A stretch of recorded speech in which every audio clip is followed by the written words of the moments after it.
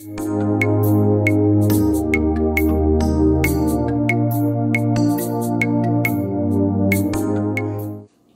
écoutez, bien-aimés dans les seigneurs, nous allons devoir commencer bientôt.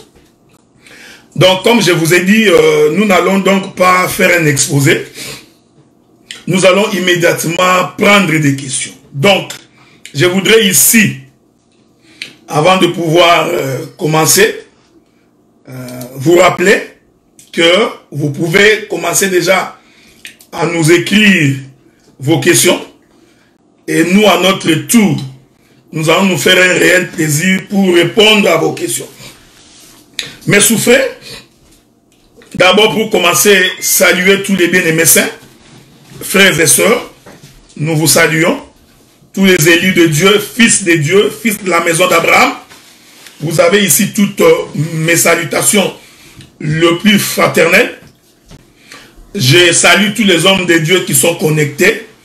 Comme vous savez, notre thème principal va donc être, nous parlerons du mariage, de la dot, du divorce, de l'éducation, de la vie du couple. Donc, tu peux poser ta question, nous allons y répondre. Je me ferai un réel plaisir de ne pas citer les noms des personnes qui posent des questions. Donc, je prendrai juste les questions et nous allons y répondre sans citer les noms des personnes qui posent des questions.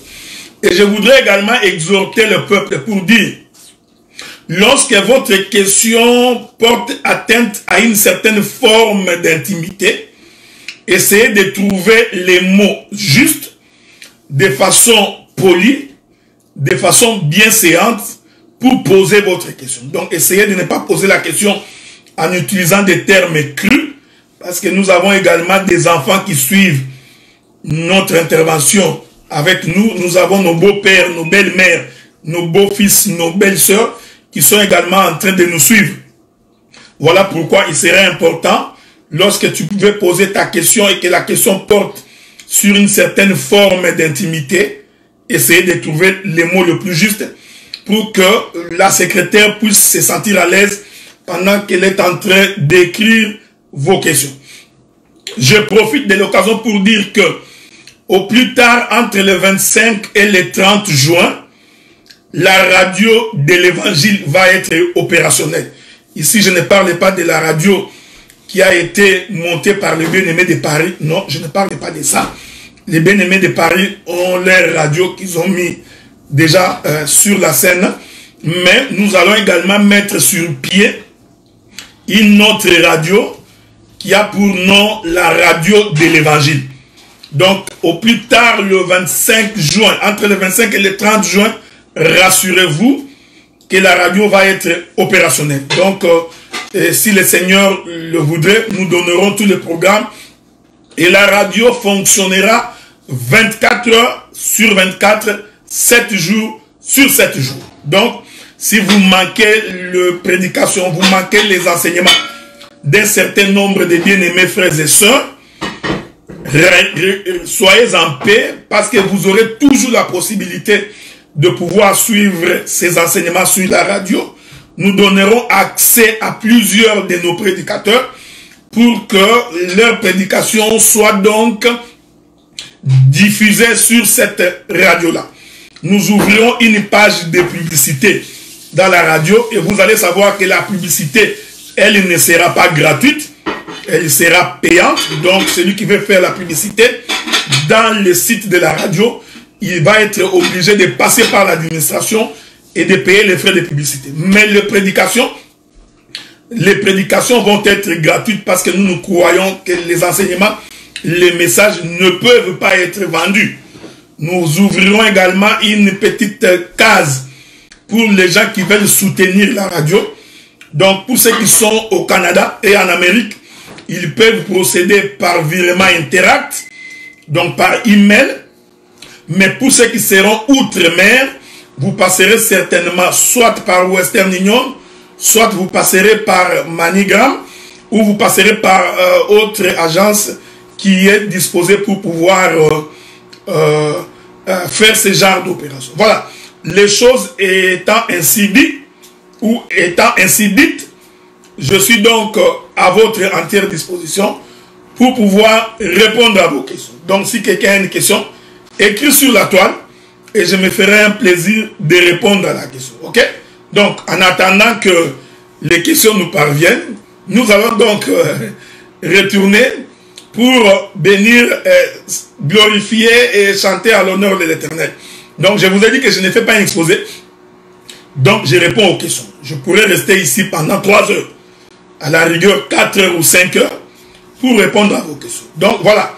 Les choses étant dites, je retourne à la régie pour que nous continuions à adorer le Seigneur, en attendant que les premières questions puissent entrer. Je procéderai par une question de 10 questions, 10 questions, 10 questions, 10 questions. Donc, nous avons la première question, la question de notre sœur Front des Diamants. Donc, nous allons d'abord prendre cette question-là. Je crois que c'est la première question. On peut nous l'écrire. Mais je voudrais avoir à la fois 10 questions. Comme ça, ça me permet à partir des 10 questions de pouvoir automatiquement commencer. Je voudrais vous rassurer qu'il est possible que nous ayons beaucoup de questions. Donc, je ne prétends pas avoir la capacité de répondre à toutes les questions. Et je voudrais vous demander également de ne pas nous poser 5-6 questions pour la même personne.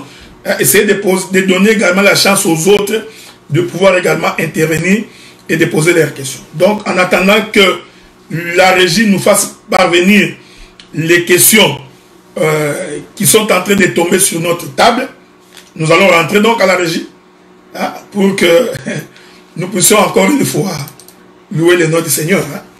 En attendant, donc la régie me fera signe si nous avons 10 questions.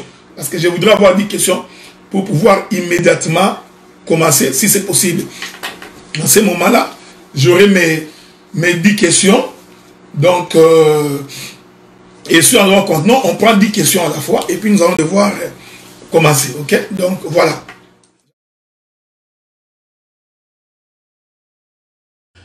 Shalom bien-aimés dans les seigneurs. Nous allons donc commencer par les questions qui nous sont parvenues.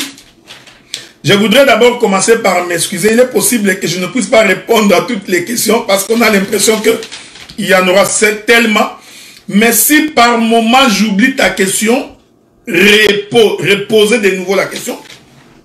Comme ça, ma secrétaire pourra être à jour pour pouvoir me les faire parvenir. Je vous ai dit que je suis ici même pour 4 heures du temps. Donc, je ne suis pas pressé.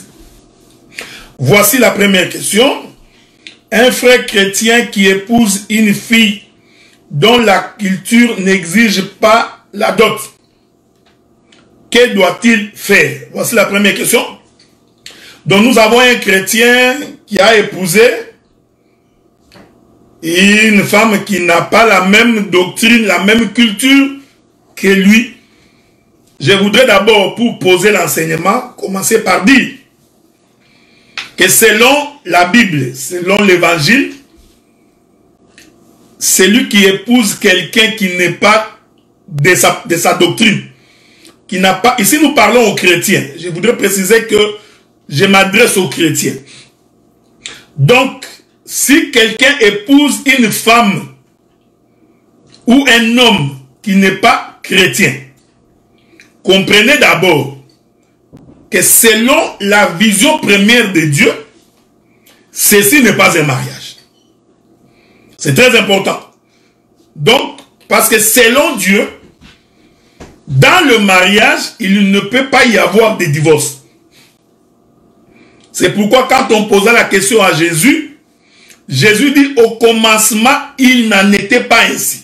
Donc, au commencement, l'homme ne peut pas se séparer de sa femme. Pourquoi?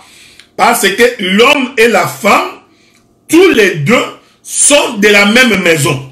Je vous avais expliqué ces choses quand je vous avais dit que l'Éternel Dieu, pour qu'il puisse créer Ève, Dieu a retiré la côte d'Adam. Donc, Ève avait le même sang qu'Adam. Donc, Ève était de la parenté d'Adam. Ève était de la famille d'Adam. Par conséquent, étant de la même famille, ils ne peuvent pas se séparer. Ça, c'est la vision parfaite des Écritures. C'est la vision, comme on dit, idéale des choses de Dieu. C'est pourquoi j'ai donné conseil pour dire, nos jeunes garçons, tout comme nos jeunes filles, qui sont encore célibataires et qui connaissent Dieu, je leur donne un conseil d'épouser un homme ou une femme qui connaît aussi le même Dieu que toi. Maintenant, quand nous sommes en face de quelqu'un qui est chrétien, mais qui a épousé une païenne, ou quelqu'un qui est une chrétienne, qui a épousé un païen, nous disons que selon cette vision, ce n'est pas un mariage. C'est un consentement d'habiter ensemble. Je vais donner les Écritures. Parce que quand on ne donne pas les Écritures, deux fois, les gens auront des difficultés pour nous comprendre. Donc, il y a des choses qui sont des consentements. Ils se sont consentis à habiter ensemble. Mais en réalité, pour Dieu, ce n'est pas un mariage. Tu comprends? Donc, c'est pourquoi, ici, je me permets donc de prendre quelques écritures pour répondre à cette question. Donc, je prends une écriture. Je crois que le Seigneur aidant, nous allons donc prendre une écriture là-dessus pour nous faire comprendre. Souffrez et soyez patients. Avec votre permission, nous allons lire quelques écritures à ces propos. Je ne sais pas si je vais trouver cette écriture-là. Souffrez. Je suis en train de chercher cette écriture-là. Je n'ai pas vu mon bien-aimé Roland. Je ne sais pas s'il est là. Mais je crois que nous pouvons trouver cette écriture dans les livres de... Si je ne me trompe pas, dans les livres de Corinthiens, je crois. Hein? Je cherche cette écriture-là. Souffrez, hein? Voilà. Je prends le livre de 1 Corinthiens, chapitre 7. 1 Corinthiens, chapitre... C'est pourquoi je voudrais vous dire de faire très attention. Il y a des choses que nous appelons mariage, mais alors que pour Dieu, ce n'est pas un mariage. C'est très important de comprendre ces choses. Je prends 1 Corinthiens, chapitre 7. 1 Corinthiens chapitre 7. Je vais commencer par le verset 10. À ceux qui sont mariés, j'ordonne, non pas moi mais le Seigneur, que la femme ne se sépare point de son mari. Ici, nous parlons du véritable mariage entre les enfants de Dieu. On ne peut pas entrevoir un divorce entre un fils de Dieu et une fille de Dieu. Impossible. Ça ne peut pas arriver. Mais malheureusement, dans la vie, ce n'est pas toujours le cas. Tu vois, malheureusement. Maintenant, l'Écriture dit, si elle est séparée, qu'elle demeure sans se marier, ou qu'elle se réconcilie avec son mari, et que le mari ne répudie point sa femme. Donc, un couple peut se séparer. C'est très important que je précise cette chose. Un couple peut se séparer, mais ne peut pas divorcer. La nuance est très importante. Elle est très capitale. Donc, un couple peut se séparer, mais ne divorce pas. C'est pourquoi Paul dit que le mari ne répudie point sa femme. Non, mais si elle se sépare, l'Écriture dit qu'elle demeure sans se marier. Ici, il faut bien lire que l'idée de la séparation vient de la femme. Nous parlons ici des hommes et des femmes, filles et fils de Dieu. Cette union, c'est important. Maintenant, aux autres, maintenant nous allons toucher la question qui m'a été posée. Aux autres, il est écrit, ce n'est pas le Seigneur, mais c'est moi qui dis. Si un frère a une femme non croyante, tu as vu, hein, le frère, avec une femme qui n'a pas cru, et qu'elle consente à habiter avec lui, la femme non croyante, elle accepte d'habiter avec toi. C'est un consentement. Vous comprenez? Donc un croyant et une non-croyante, la non-croyante consent à habiter avec toi. L'Écriture dit qu'il ne la répudie point. Donc, si toi, un frère, tu épouses une femme tu prends une femme qui n'est pas chrétienne, l'Écriture t'interdit de la chasser. Tu vois? Tu n'as aucune excuse pour chasser cette femme. Ne te réveille pas un matin. Toi, chrétien, tu dis, cette femme est païenne, je la chasse. Non. La Bible dit, toi, tu ne peux pas la chasser. Parce que tu sais déjà qu'elle est non-croyante. Pourquoi? Parce qu'il y a des choses qu'elle va commencer à faire qui attestent qu'elle est païenne. Et ces choses-là vont t'offusquer. Ça va t'offenser. Mais l'Écriture dit que comme toi, tu es chrétien, tu ne peux pas chasser cette femme. Et si une femme a un mari non-croyant et qu'il consente à habiter avec elle, qu'elle ne répudie point son mari. C'est une expression. Voyez-vous, frère, quand vous lisez les deux textes, vous allez voir que l'idée de quitter ne peut venir que du non-croyant ou de la non-croyante. Je vais dire ça dans les termes les plus simples. Moi, un frère dans le Seigneur, j'épouse une femme païenne. Si nous allons nous séparer, l'idée ne peut venir que de la non-croyante. Donc, il faut que la femme là qui ne croit pas se lève un matin, se dise, je ne veux plus de toi. Dans ces cas-là, nous nous séparons. Si toi aussi tu es une femme croyante et que ton mari est païen, s'il faut se séparer, l'idée de la séparation doit venir de ton mari qui ne croit pas. Ceci est très important parce que ça rentre dans le cadre de la doctrine. Donc, le non-croyant doit avoir l'initiative de se séparer. Ça ne vient pas du chrétien. C'est pourquoi je dis, si toi tu étais marié à une femme non-croyante et la femme décide de te quitter, elle peut te quitter. Ce n'était pas un mariage. Si toi aussi une femme, tu avais un homme non-croyant et que l'homme non-croyant décide de te quitter, il peut te quitter. Paul dit, je continue. Le verset 14. Car le mari non-croyant est sanctifié par la femme et la femme non-croyante est sanctifiée par les frères. Autrement, vos enfants seront impurs, tandis que maintenant ils sont saints. Verset 15. Si les non-croyants se séparent, si les non-croyants, j'aime cette précision, si les non-croyants se séparent, qu'ils se séparent. Voyez-vous, frère, le frère ou la sœur ne sont pas liés dans ces cas. Dieu nous a appelés à vivre en paix. Donc, si un non-croyant se sépare avec un croyant, j'ai dit qu'il se sépare. Dieu considère que ce n'était même pas un mariage. C'est très important. C'est pourquoi je précise ici, l'idée de la séparation doit venir du non-croyant. L'idée de la séparation doit venir de celui qui ne croit pas. Et quand l'homme, je donne un exemple, tu as une femme dans la maison qui se prostitue. Et que la femme se réveille un matin, décide d'aller prendre un autre homme. Mais laisse-la partir. Donc Dieu considère que vous n'étiez même pas mariés. Je l'ai dit parce que beaucoup de gens risquent de souffrir dans le couple. En voulant trop s'attacher sur un non-croyant. Un non-croyant qui t'a déjà quitté. Il est déjà parti. Mais toi tu t'accroches. La Bible dit, Dieu nous a appelés à vivre en paix.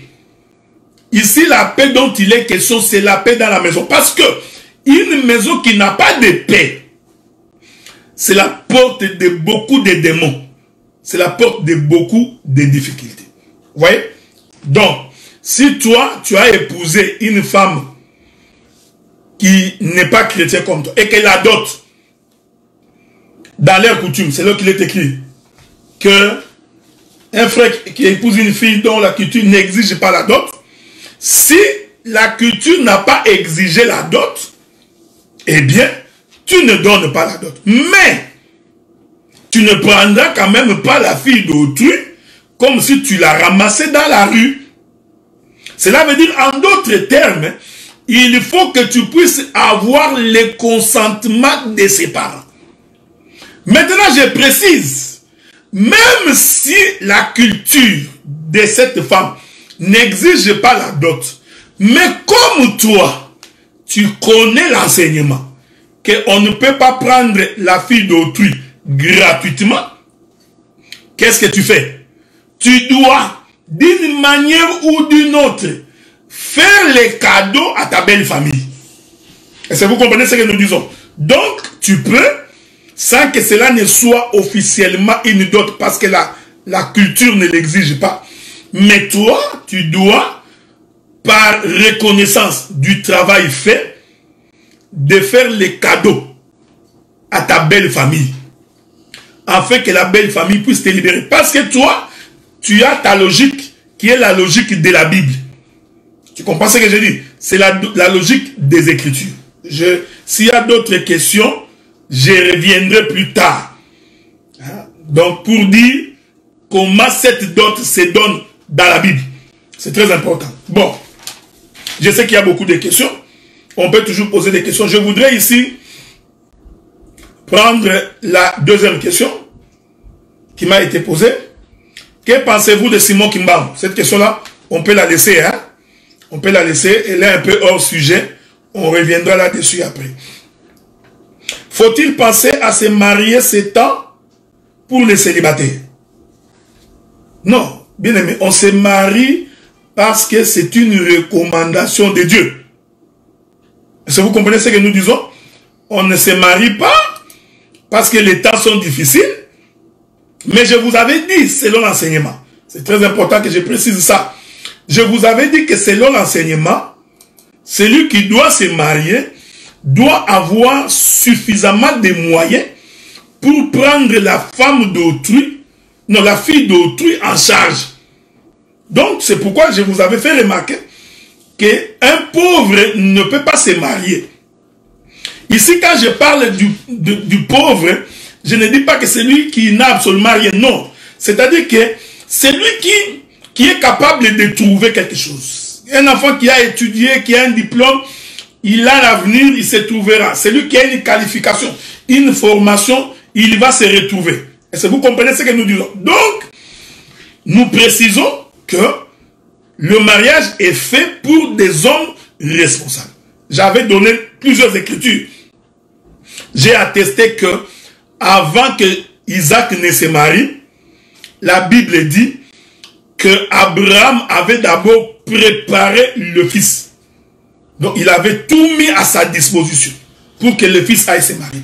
De la même manière, Adam, avant de se marier, Dieu lui a d'abord confié la gestion du jardin.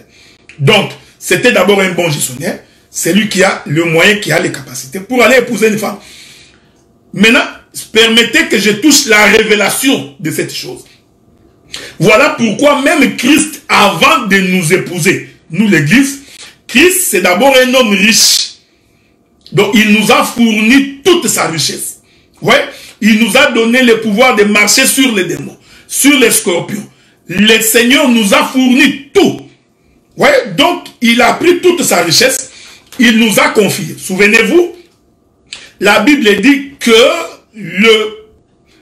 au jour de l'enlèvement, l'église est préparée, parée, pour paraître toute belle au devant de Dieu.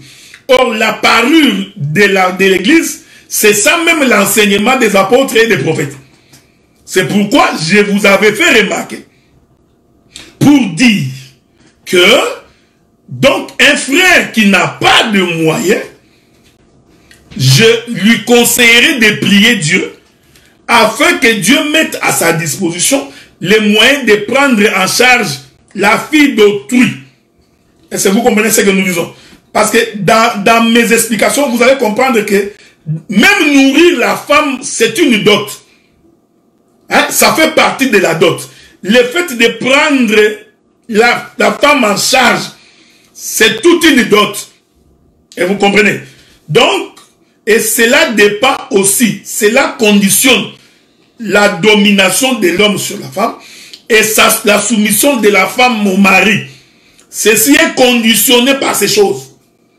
Voyez-vous? C'est pourquoi si nous nous soumettons à Dieu, parce que nous savons qu'il est l'éternel Dieu qui pourvoit, c'est Dieu qui nous fournit tout, qui nous donne tout. Est-ce que vous remarquez cela? Donc, le problème, ce n'est pas que le temps est difficile.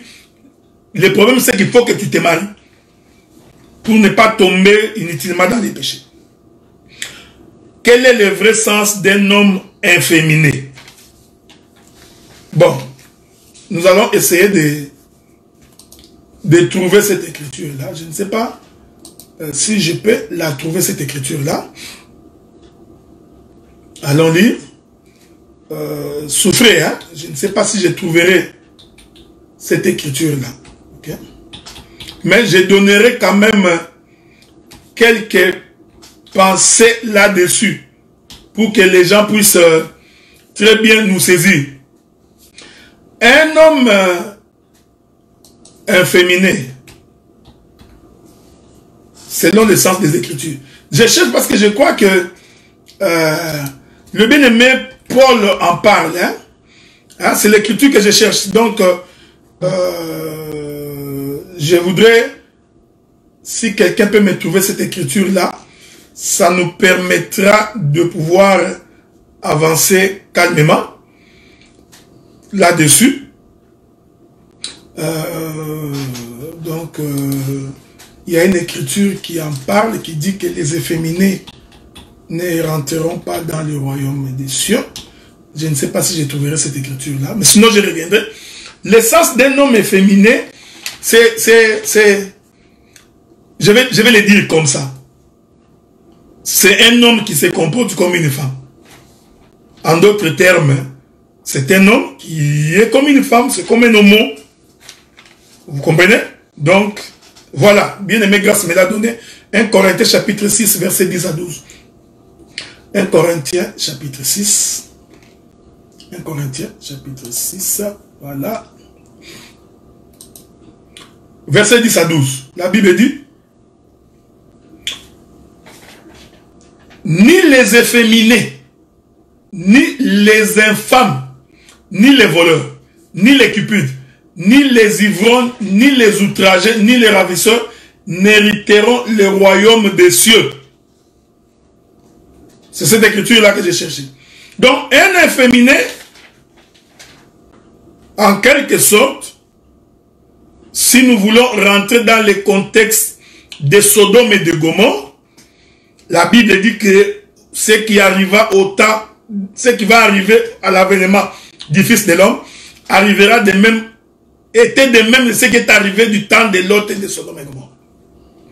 Vous avez remarqué que les efféminés, ce sont des hommes, mais qui se comportent comme des femmes.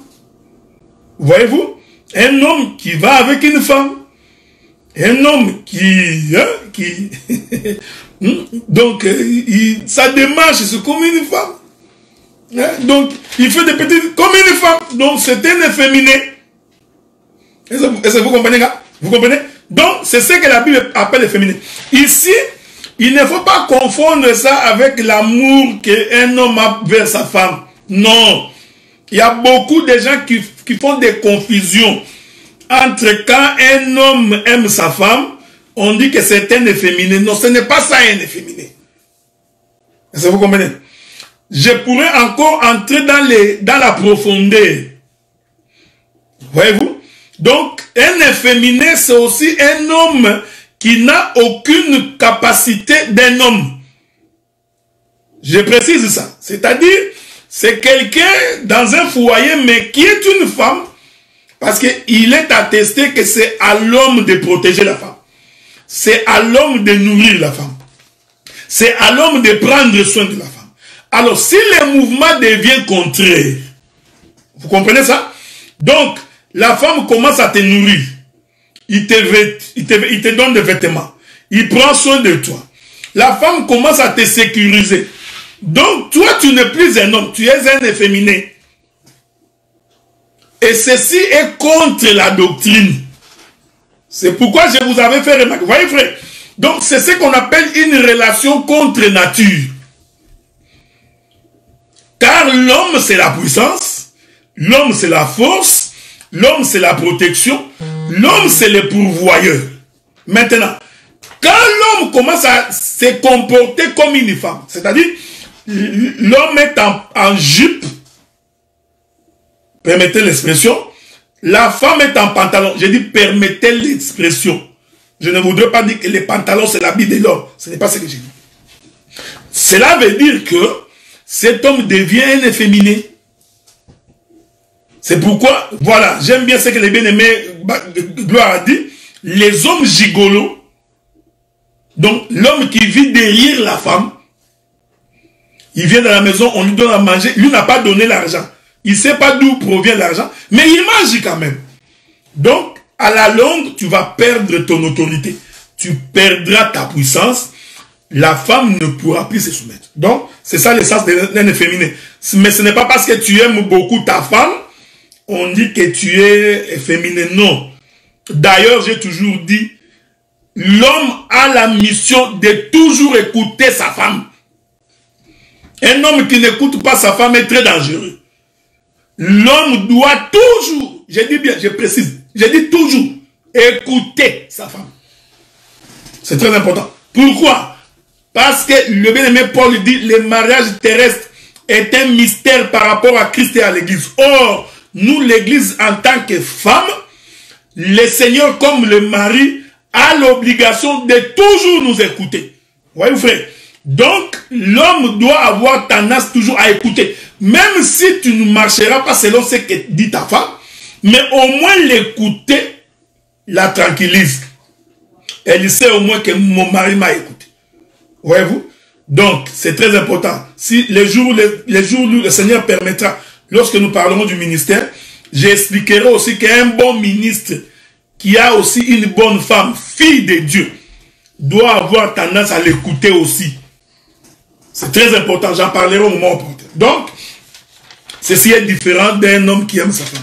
Quand on aime sa femme, on l'écoute. Ok? On prend soin d'elle. On s'occupe d'elle. On ne gronde pas sur la femme inutilement. C'est pas ça de l'autorité. L'autorité, ce n'est pas gronder. Il y a des hommes qui pensent que parce qu'ils grondent, c'est ça qu'être autorité, où ils ferment le visage. Non. L'autorité, c'est prendre soin de la femme. C'est ce qui fait l'autorité. C'est garantir à la femme le minimum, les logis, la nourriture, les vêtements, la sécurité. Il faut que la femme se sente en sécurité. C'est ça, l'autorité de l'homme. Donc, si l'homme perd cette autorité-là, l'homme devient un efféminé. Ok? Donc, cette autorité, ce n'est pas gronder la femme. Quel est le... Bon, le mariage tient compte de l'âge. Oui. Le mariage tient compte de l'âge. Le mariage est fait pour des hommes matures. Le mariage est fait pour des hommes responsables. Voyez-vous, la Bible dit, quand j'étais un enfant, je me comportais comme un enfant. Mais quand j'ai grandi, je me comporte comme un adulte. Donc, l'Éternel Dieu a créé Adam. Adam était d'abord devenu mature. C'est très important ce que j'ai dit. Vous comprenez? Adam était donc d'abord devenu mature. Quand la Bible dit que Dieu regarde Adam, il trouva qu'il n'était pas bon que l'homme soit seul. Dieu avait constaté que Adam avait grandi. Et la maturité d'Adam provient de la gestion du jardin. Donc, et j'ai dit, c'est le papa qui prépare l'enfant à ces choses. Il faut que toi, en tant que parent, tu apprennes à préparer l'enfant pour que l'enfant soit responsable le jour où il se mariera. C'est pourquoi beaucoup des hommes échouent. Parce qu'il était chez ses parents, on n'a pas fait de lui un responsable. Jusqu'à 25 ans, c'est sa maman qui faisait son lit. Jusqu'à 25 ans, il mangeait toujours le foufou gratuitement chez ses parents. Jusqu'à 25 ans, toujours en train de regarder la télé. Jusqu'à 25 ans, dans les jeux vidéo. Vous rendez un mauvais service à votre fils. Donc, il faut apprendre à responsabiliser l'enfant. Voilà pourquoi il est important, déjà dans les pays occidentaux, parce qu'on est un peu plus avancé. Déjà, l'enfant à 15-16 ans, l'enfant doit déjà apprendre à conduire. Mettez l'enfant à l'école, qu'il apprenne à conduire, qu'il commence à travailler. Parce que pendant l'été, les pays occidentaux, les gouvernements de ces pays occidentaux ont donné la possibilité à nos enfants pendant l'été de travailler. Donc, mettez l'enfant qu'il apprenne à travailler et apprend à l'enfant comment économiser, apprend à l'enfant comment partager. Parce que je t'informe que le mariage est fait pour les hommes qui sont capables de partager. Un égoïste ne peut pas se marier. Voyez-vous? Donc, le mariage n'est pas fait pour des égoïstes. Le mariage est fait pour les gens qui partagent. Donc, si toi, tu as toujours tendance à cacher l'argent, toujours. Vous comprenez? Donc, chrétien met toujours l'esprit de Mukongo, que les Bakongo me pardonne. Donc, toujours, donc tu mets l'argent dans les chaussettes, dans les souliers. Donc, tu fais comme si tu n'as rien. Tu vois, les lèvres sont devenues toutes blanches comme si tu n'as rien. Mais pourtant, tu as l'argent. Donc, un homme comme ça ne peut pas se marier, frère. Je vous avais dit. Parce que la femme a reçu les dons de demander. Donc, quand il va commencer à demander. Et comme toi, tu es égoïste et que tu ne donnes pas, tu vois, ça va être les sources des conflits dans la maison. Les démons n'ont rien à voir avec ça. Donc, le mariage, c'est fait pour des hommes matures. Maintenant, la question, c'est de savoir la maturité d'un enfant dépend des uns comme des autres. Nous avons des enfants qui deviennent matures déjà à 18, 19 ans, 20 ans. Déjà matures. Mais, ça, ici, je parle comme un pasteur. Comme un pasteur, je crois à mon âme la vie, qu'à partir de 25, 26, 27 ans, les garçons devraient déjà se marier. Ok? Donc, ici, je parle comme un pasteur. J'ai dit, ce n'est pas une loi, j'ai dit comme un pasteur. Donc, à 26 ans, je proposerai que les garçons se marient. Le maximum, c'est 30 ans. Donc, si on a bien élevé l'enfant, pas beaucoup de tracasseries, à 30 ans, il peut rentrer chez lui. Ok? Donc, c'est ce que je voulais dire. Comment les parents chrétiens interviennent si leur enfant s'est fait avoir à l'école? Bon, regardez. Ça peut arriver. Donc, j'essaie de comprendre l'essence de ta question. Donc, tu dis que ton enfant, ici, tu parles de ta fille ou de ton garçon. Je crois que tu parles de ta fille. Que ta fille à l'âge, à l'école, où elle s'est fait engrosser. Je crois que c'est le terme que tu as voulu utiliser. Bon, si ta fille s'est fait engrosser, tu n'as pas d'autre choix. L'Écriture dit que c'est lui qui engrosse la fille d'autrui, la prend en mariage. Donc, vous allez vous arranger au niveau de la famille pour essayer de voir s'il y a possibilité que vous puissiez régler cette question-là en corrigeant l'erreur qui a été commise. C'est-à-dire, s'ils sont allés vite, précipitamment en besogne, donc, c'est une erreur. Il faut d'abord qu'ils reconnaissent leur erreur, qu'ils confessent leur péché. Dieu est capable de les pardonner. Vous également, les parents, vous devez les pardonner. Maintenant, il faudrait les orienter vers le mariage. Mais, vous comprenez ici également, nous avons un problème à un enfant qui ne craint pas Dieu. Donc, c'est un enfant qui, je ne voudrais pas dire qu'il est païen, mais c'est quand même quelqu'un ou une fille qui n'a pas compris.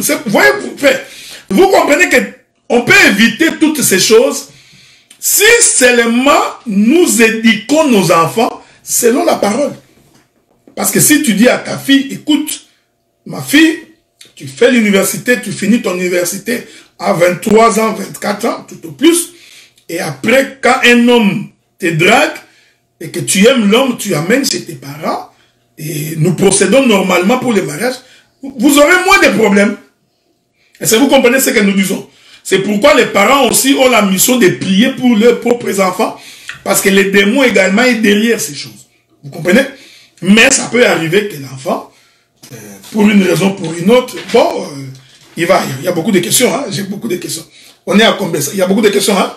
Voilà, beaucoup trop de questions. Bon, on continue. Comment devons-nous faire connaître aux jeunes enfants la grâce et la foi? La Bible dit que apprenez à vos enfants la voix du Seigneur. pour que lorsqu'ils grandiront, qu'ils ne puissent pas s'en détourner. La manière la plus simple d'éduquer les enfants. Je prends Éphésiens chapitre 6. Hein. Je prends Éphésiens chapitre 6. C'est plus simple comme ça. Donc, l'Écriture dit ceci. Je vais lire avec vous. Éphésiens chapitre 6, premier verset. Enfants, obéissez à vos parents selon le Seigneur, car cela est juste. Honore ton père et ta mère. C'est le premier commandement avec une promesse, afin que tu sois heureux, que tu vives longtemps sur la terre. Et vous, pères, n'irritez pas vos enfants, mais élevez-les en les corrigeant et en les instruisant selon les seigneurs. C'est très important. Parce que quand la Bible dit que honore ton père et ta mère, parce que d'abord, il y a la pensée que le père et la mère ici sont des chrétiens. Donc, les instructions qu'ils donnent aux enfants, c'est conformément à la chrétienté, à la vie de la parole. Or, selon la parole, tu dois apprendre à ton enfant que se prostituer est une mauvaise chose.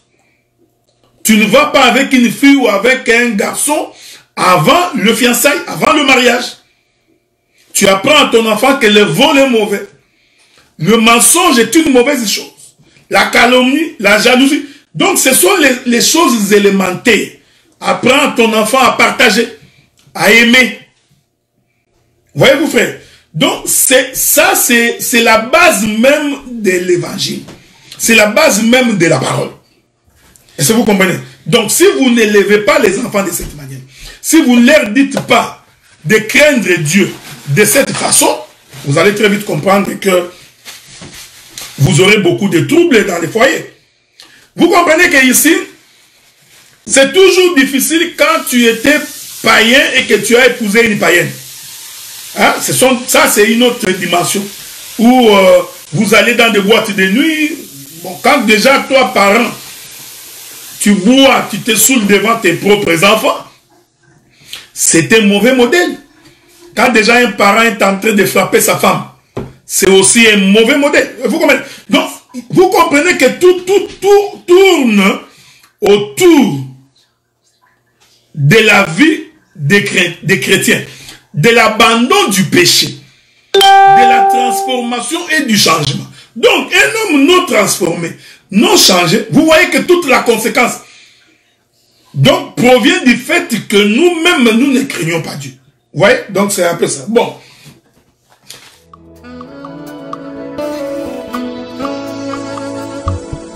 Mokolona suka, mokolona sono. Mokolona suka, mokolona pasi. Mokolona suka, mokola kolela. Mokolona suka, mokolona sama. Mokolona suka, mokola kolela. Mokolona suka, mokolona sama.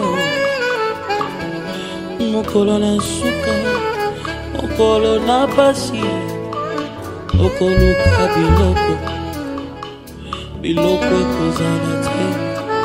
Okoluka kosomba bakoboya mbongo. Okoluka koteka moto akosomba te. Mokolo na suka, mokolo na zomo. Mokolo na suka, mokolo kolela wo. Okoluka kosomba makoboya mbongo. Ndeko bongwana deja okutalola mokolo na suka, mokolo na sama.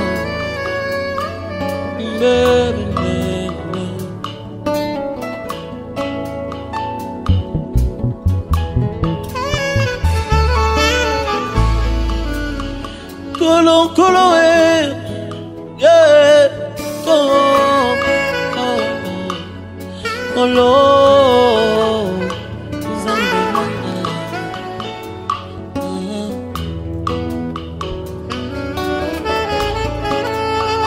oui, avec l'argent, au kozala na basi nyonso, na pas la paix.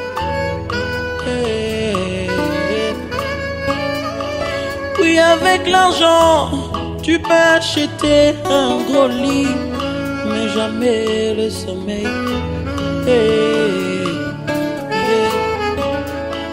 Oui, avec l'argent, tu peux avoir de l'influence, mais pas la paix. Colo, colo, colo,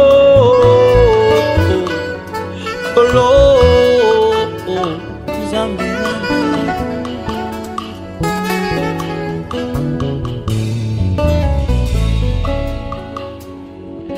Mokolo na suka, mokolo na somo. Mokolo na suka, mokolo na pasi. Mokolo na suka, mokolo agupela.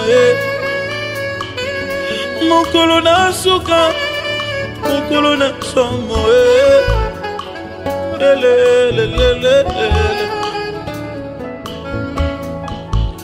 Okoluka mama, mama kozala te. Okoluka papa, oh, papa kozala te. Okoluka bandeko, bandeko bakozala te.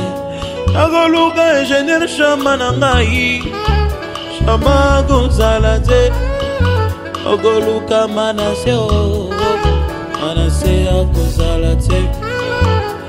Vimela Yesue, tango yango kolo kolo kolo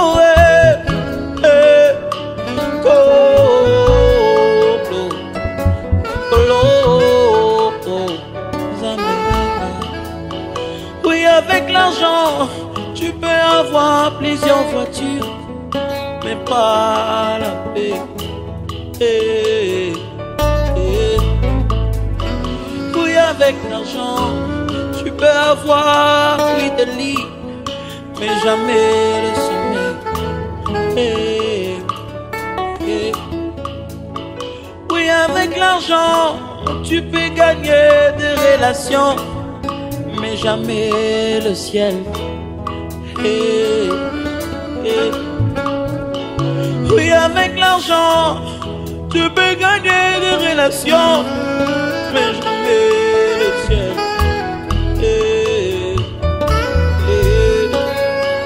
Colo, colo, colo.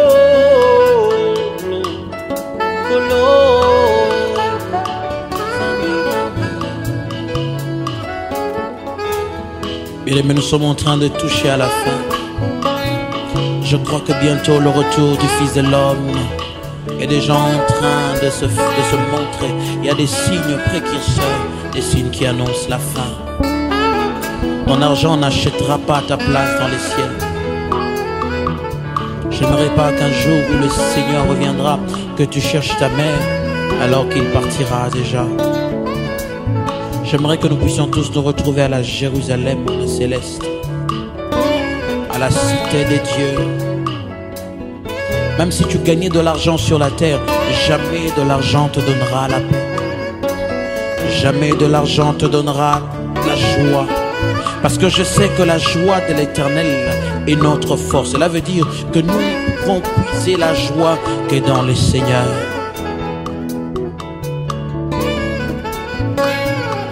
Oui, avec l'argent, tu peux tuer toute la terre, mais jamais l'Éternel. Oui, avec l'argent, vous pouvez créer des virus, mais jamais la paix. Oui, avec l'argent, tu peux avoir plusieurs femmes, mais jamais la paix. Oui, avec l'argent, tu peux avoir des véhicules, mais jamais la paix. Oh, oh, oh. Oui, avec l'argent, tu peux aller en Europe, mais jamais le paradis. Colo coloré, oh.